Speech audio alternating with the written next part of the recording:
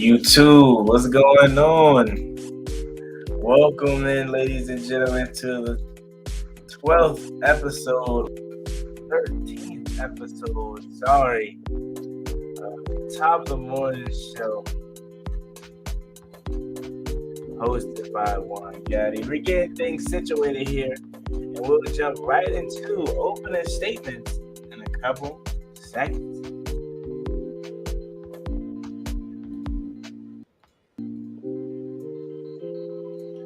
Alrighty, welcome, December 5th, Monday morning,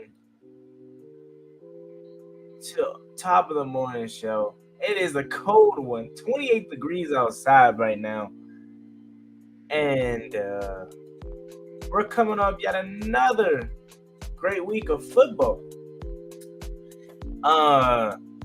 Yesterday was good. It's starting to get really late in the season. 4 games left in the season, and some teams yesterday showed who they really were. Other teams, you kind of already knew what they were, and then other teams showed why they're dominant. So we got a lot to talk about today, not only from my Washington Commanders standpoint, but from the whole entire week 13 slate. So let's waste no time and get right into opening statements. So opening statements is going to start with my Washington Commanders. And I told you guys earlier last week that I had a pretty bad feeling. Like, I didn't have the best feeling about this game versus the Giants. Now, I was saying that from the standpoint that I thought we were going to lose. Never in a million years could I have guessed that we were going to tie with the New York Giants. And honestly, I was pissed about it, bro. I was really upset because then I started to think about all the possibilities of the tie coming back to bite us later down the season. Because what if that causes us to miss a playoff berth and so much, and then we had so many opportunities to win that game, and we let it slip through our hands. Let me first start by saying this. Can the NFL please make the quarters 15 minutes in overtime? Please. Because 10-minute overtimes are not enough. Like, I don't think there's one person out there that genuinely thinks 10-minute overtimes are enough. And not only that, I think they should get rid of allowing ties to happen in the regular season or just in general in football. There's no way teams should only play one time a week, and there's no way teams should be able to go home without deciding a winner. There's no way you play football for 4.5 hours and just the tie, bro. They need to get rid of the tie system. Really. Play until somebody wins. That's the name of the game. No one wants to settle for a tie. That's just like empty calories right there.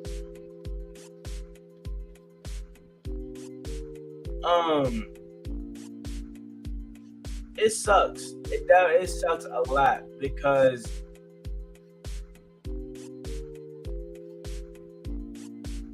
Washington had so many chances to win that game, bro. I mean, like, I don't want to put nothing on the refs, but the refs weren't good for us either. They weren't on our side. You know what I'm saying? They weren't on our side. They had the home cooker for the Giants. You know, it was some questionable penalties that they called and didn't call, pass interferences that they didn't call, blocking the backs that they did call that were questionable. It was a lot.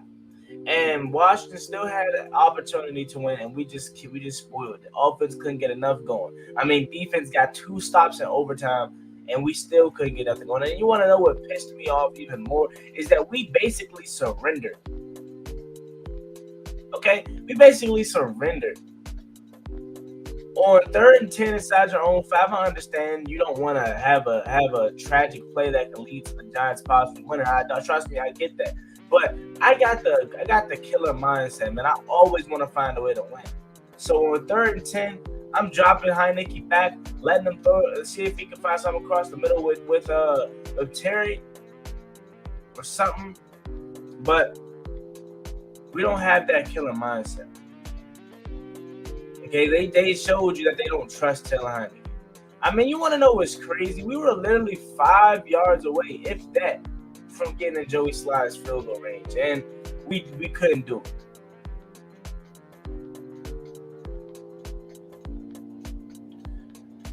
Now Washington sits at 7-5-1, and I guess it's better than the loss, right? It's better than the loss, but it's just like that gut punch feeling. It's just like we really could have put our foot, like, broke our foot through the door.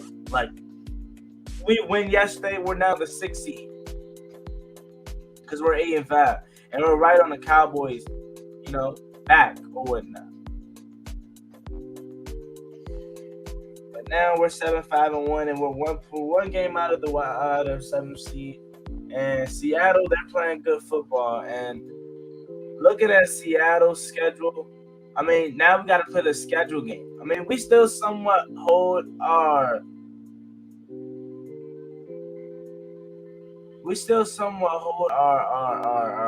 destiny in our hands. But now we got to start playing the schedule game.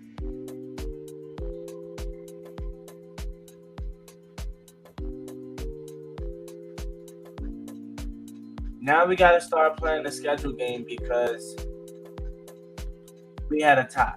And that tie could do two things for us. It could help us in the long run and make the playoffs, or it could hurt us. Looking at Seattle's upcoming schedule, they got Panthers and then the 49ers. And then we already know the 49ers. They're going to be without Jimmy Garoppolo for the rest of the year, so it's Bryce Purdy or what's bro name? Purdy. What's his first name? Let's look at his first name.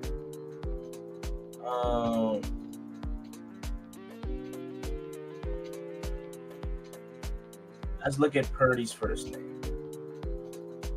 Brock Purdy. It's Brock Purdy for now on. But it's tough being a Washington fan in this moment because as pissed off that I am about that tie, at least it's not a loss, right? But I hate having that. I hate having that. At least it's not filling the blank. These players don't practice all week for ties. These players don't play these games for ties. They play to win. NFL need to do something about it. They need to do something about it. Longer overtimes and just get rid of the whole tie system. Who wants to tie? It's no fun tying. Like, okay. Here's my thing with it, right, though?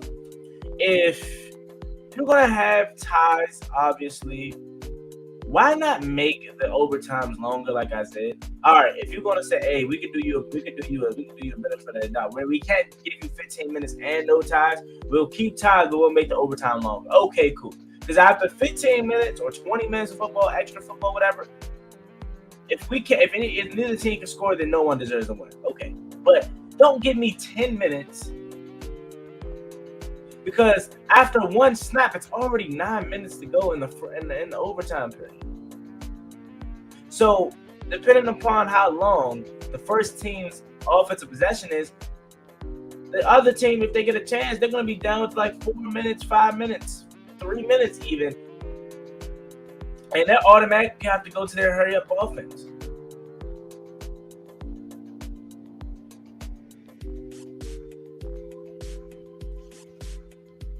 It's definitely wild. It's definitely wild. But Washington's now going on a bye. Refocus, recover, get right, and let's get ready for these last 4 games, man, because we need these 4 games, bro.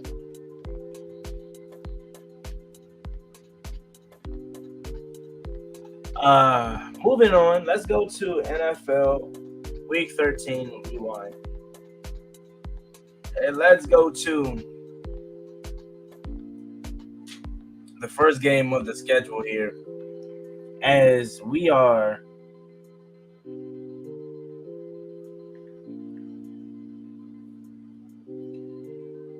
winding down the regular season. Doesn't it seem like we just started football? And now we're already in week 13, or end of week 13, headed into week 14. Isn't that crazy? But first game up on the docket, you got Bears, Packers. Packers get the victory, 28-19. And they improved to 5-8 on the season. Aaron Rodgers, he was okay in this game. It was 18 for 31, 182 and a touchdown. I really thought they were going to start, Jordan Love, just because, like, Packers feel like they know their season isn't really going anywhere. Okay? So why not start Jordan Love just to see what you have? And Aaron Rodgers was like, no, he wants to continue playing until they're mathematically eliminated from the playoff contention. Okay, Aaron Rodgers. A.J. Dillon, 18 carries for 93 yards on the ground. Christian Watson had 1 carry for 46 yards, so he had a big run. Aaron Jones, 9 carries for 26. And their leading receiver was Alan Lazard for 67 yards, 5 receptions. And Christian Watson is really coming along late. As of late, he had 3 receptions for 48 yards and a touchdown. He's going to be special. He has 7 touchdowns this year. Isn't that crazy?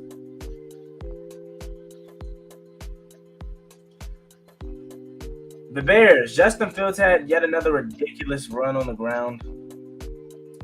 But he had zero touchdowns through the air. And he had 2 interceptions, 254 through the air, 20 for 25. And he has 6 carries for 71 yards and a touchdown. Justin Fields is just an extra running back, but I'm telling you, if he could find a way to be a better passer, the guy's going to be great. Amon-Ra St. Brown was there, or Equinemius St. Brown, was their leading receiver with 3 receptions and 85 yards. Cole Kmet came in second with 6 receptions and 72 yards. Packers get the win. They go to 5-8 on the season. Steelers, Falcons. Steelers is another team that is starting to come on as of late. And they get the victory over the Falcons, 19-16. Kenny Pickett, another solid day. Not really super stat sheet filled day. Just another, game managing day for Kenny Pickett, as he went 16 for 28, 197 through the air, and 1 touchdown, 0 interceptions. And Najee Harris had 17 carries for 86 yards, and he had a nasty stiff arm. Pat Freiermuth was their leading receiver with 3 receptions and 76 yards. And they got it done 19-16. Falcons, on the other hand, 13 carries for 24, or 13 for 24 for Marcus Mariota, a touchdown, and an interception for 176 through the air, 67 through the air. Cordell Patterson, 11 carries for 60 yards. And Drake London, their leading receiver, 6 for 95. Falcons, their team that, they could be dangerous at times, but if that offense doesn't get going like it did last week in Washington, that college style offense, the teams are able to ball it up, it's gonna be a tough day, because we know Marcus Mariota cannot throw the football. Like, you don't want Marcus Mariota throwing the football. If he does that, that's not a good sight for that team. So, moving on to the next game, you got Jets, Vikings. Really good game. I mean, I guess the Jets made a comeback because at one point it was like, I want to say, was it like 20 to 3 or something like that, or 10? It was a margin, a large margin between this game at one point. And the Vikings were up big, but Mike White. This is why I told y'all I don't want to just sell on Mike White after 1 week. I don't want to buy into Mike White after 1 week, right? Mike White 31 for 57, 369, 0 touchdowns, 2 interceptions. No touchdowns and 2 picks. He got into having to throw a lot because they were down so much, but he didn't really have a good day. Didn't have a good day at all. Their lead rusher was Sonovan Knight with 15 carries for 90 yards. Their lead receiver, Garrett Wilson, had a big day, 8 receptions for 162. Let's see where that puts him at on the season, stat-wise. So he's at 790 for 4 touchdowns. Let's see where Jahan Dotson is. You know, Jahan missed a while. Let's just see what Jahan Dotson is. Oh wow. Yeah, Jahan is only at 233 receiving yards. Next game you got, let's go to the Vikings side of things. You got Kirk Cousins, 21 for 35. He had a $173 and a touchdown. Dalvin Cook had 20 carries for 86. Alexander Madison had 3 carries for 14 yards and a touchdown. Justin Jefferson, 7 receptions for 45 yards. And that may look like Sauce Gardner clamped him, which possibly could have been what was happening. But I did see a couple of clips where Justin Jefferson kind of got the better of Gardner, and the ball was not thrown good. So, nevertheless, Vikings get the victory 27-22, and they improved to 10-2 on the season. Next game, you got the Jaguars at the Lions. And, man, the Lions are playing good football. I'm really excited to see what the Lions look like next year, bro. I came on earlier last week, and I was like, if I'm the Lions, I wouldn't even be opposed to getting Jared Goff another year. And they just keep on winning. They just keep on finding ways to win. And in this game, they won in a blowout fashion, 40-14, and improved to 5-7 on the season. And that is currently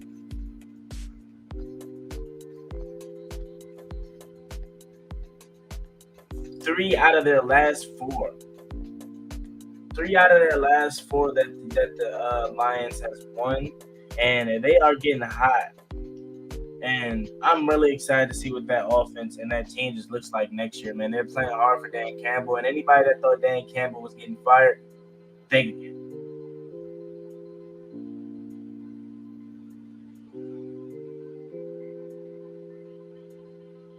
Trevor Lawrence, 17 for 31. 179 through the air, 1 touchdown, no interceptions. Travis Etienne, 13 carries, 54 yards, and their lead receiver Christian Kirk, 6 receptions for 104. And then the Lions, Jared Goff stroked it for 31 for 41, 340 and 2 touchdowns.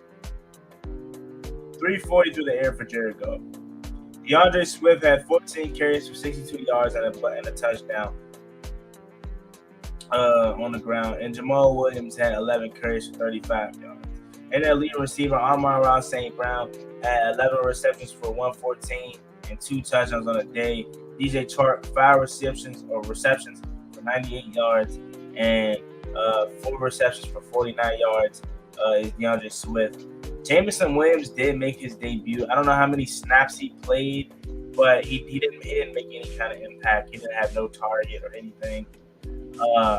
But it's definitely gonna be interesting to see how high power that offense looks when he gets in there, because that offense looks good, like really good now. Just imagine when they can bring him along.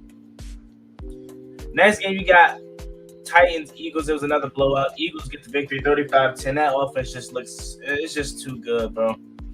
It's just too good. Ryan Tannehill, 144 for a touchdown. Derrick Henry on the ground. I said if they could find a way to bottle up Derrick Henry, they're gonna run away with this victory. And what did they do?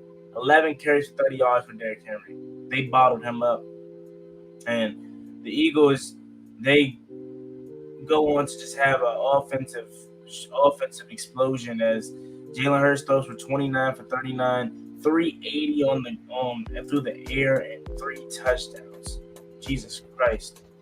Miles Sanders had 10 carries, 24 yards. They barely even ran the ball. A.J. Brown had 8 receptions for 119 and 2 touchdowns. Devontae Smith went over 100 yards, too, with 5 receptions for 102 and a touchdown. That offense exploded, man. Then you go down to the next game. The Browns, 27-14 victory. Deshaun Watson makes his season debut, and he didn't look good. Like, he didn't look as good, and it's no surprise there. He's rusty. He hasn't played in like 700 days. So it's no shame. It's no shame. It's no surprise. They got the victory 27-14 though. 12 for 22 for Deshaun Watson, 131, and he had 0 touchdowns and no interceptions. Kareem Hunt had 17 carries for 80 yards. Or Nick Chubb, 17 carries for 80 yards. Kareem Hunt had 9 for 56. Donovan Peoples-Jones had 3 receptions for 44 yards and 14.7 yards reception. Mark Cooper 4 for 40. And then you go over to the Texans side of things. Kyle Allen got the start. He had 200 yards, 1 touchdown, and 2 picks. Damian Pierce, 18 carries, 73 yards. But the Browns get the victory. Now, the next game you got is Washington versus the Giants. As we know, this game ended in a tie. Very unfortunate for my Commanders. Taylor Heineke, 27 for 41, 275 through the air,